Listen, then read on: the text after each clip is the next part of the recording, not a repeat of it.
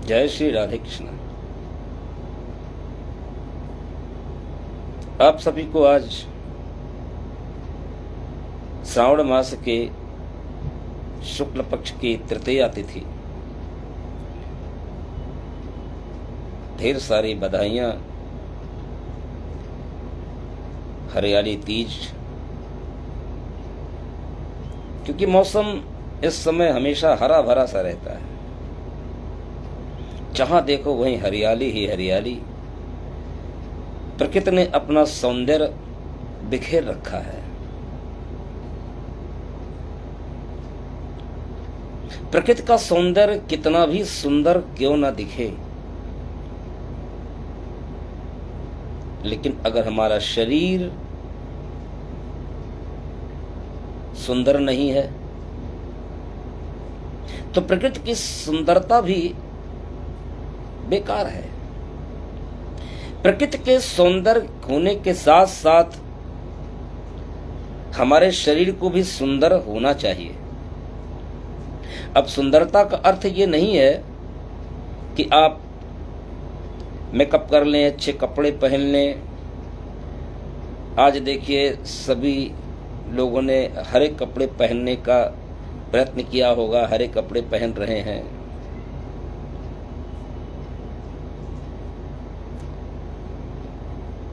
लेकिन एक बात बताएं, शरीर को कितना भी सुंदर बना लो, अगर तबीयत खराब है तो आप कितना भी सज धज लो, वो सुंदरता किसी काम की नहीं। आप सुंदर बन जाओ, अच्छे कपड़े पहन लो, अच्छे मेकअप कर लो, लेकिन अगर पेट खराब है, तबीयत खराब है, हजार बीमारियां हैं, तो फिर ऐसी सुंदरता किस काम की।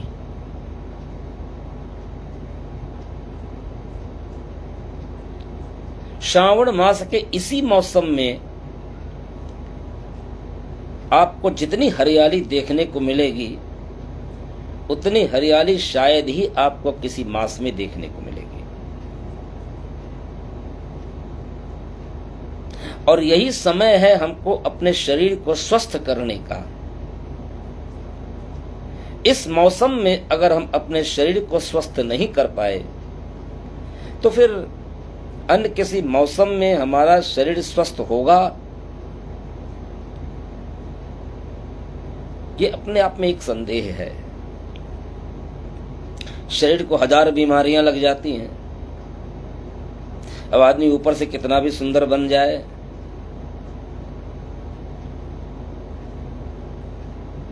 किसी को हाई बीपी है, किसी को लो बीपी है, किसी को पेट की बीमारी है, किसी को दिमाग की बीमारी है, तरह तरह की बीमारियां,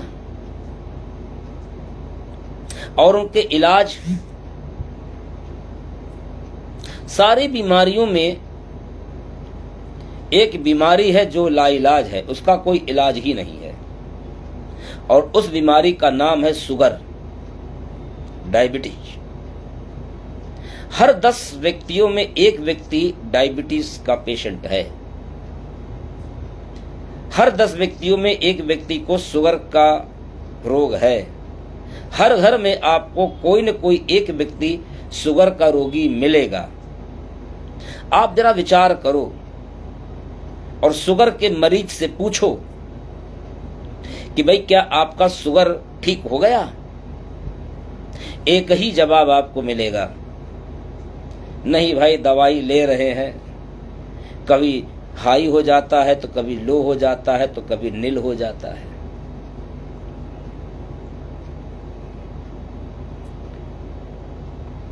एक व्यक्ति डॉक्टर के पास गया, डॉक्टर ने पूछा क्या बीमारी, कहा मुझे शुगर की बीमारी है, डायबिटिक का पेशेंट हूं, कोई दवा बता दीजिए जिससे कि मैं शुगर की बीमारी ठीक कर लूं। डॉक्टर ने कहा कि शुगर की कोई बीमारी नहीं और ना उसका कोई इलाज है।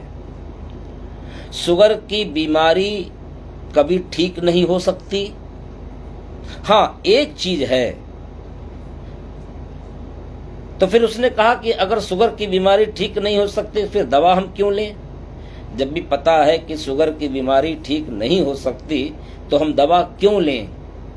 और बात भी सही है। तो उसने बड़ा सुंदर सा जवाब दिया। डॉक्टर ने कहा, भाई देखो, शुगर की बीमारी ठीक तो नहीं हो सकती, लेकिन कंट्रोल तो हो सकती है, कंट्रोल में आ सकती है। शुगर की बीमारी ठीक नहीं हो सकती, सिर्फ शुगर की बीमारी नियंत्रित हो सकती है, कंट्रोल में रहे। और उसका 2 उपाय है, ये दवा ले जाओ, दवा खाओ और परहेज करो। कितना सुंदर संदेश आपको इस बात में मिलता है कि शुगर की बीमारी लाइलाज है। शुगर की दवा लेने से शुगर ठीक होता नहीं है, शुगर केवल कंट्रोल में रहता है। और शुगर को कंट्रोल में करने के लिए 2 उपाय हैं। पहला उपाय ये कि दवा का सेवन करें और परहेज करें, बस, और इसका कोई इलाज नहीं है। जरा इसको आध्यात्मिक दृष्टिकोण से भी अगर हम देखें तो यही आध्यात्मिक संदेश भी देता है। जिस तरह से शुगर की बीमारी ठीक नहीं हो सकती, उसी तरह से तुम्हारे अंदर जो काम, क्रोध, मोह, लोभ, दंभ, अहंकार हैं, वो कभी जाने वाले नहीं हैं। ये शुगर की बीमारी की तरह से ही है, ये कभी खत्म नहीं होंगे। काम है तो बना रहेगा, क्रोध है तो आएगा, मानव जीवन है तो क्रोध आएगा, किसी को कम किसी को ज्यादा। परिवार है, घर है, द्वार है, बीवी है, बच्चे हैं, तो मोह पैदा होगा। पुत्र में, पौत्र में, नाती में, पोते में, बेटे में, बेटी में, रिश्ते में, नाते में, हर रिश्तों में मोह होता है। और अगर धन आ जाएगा तो लालच भी आएगा।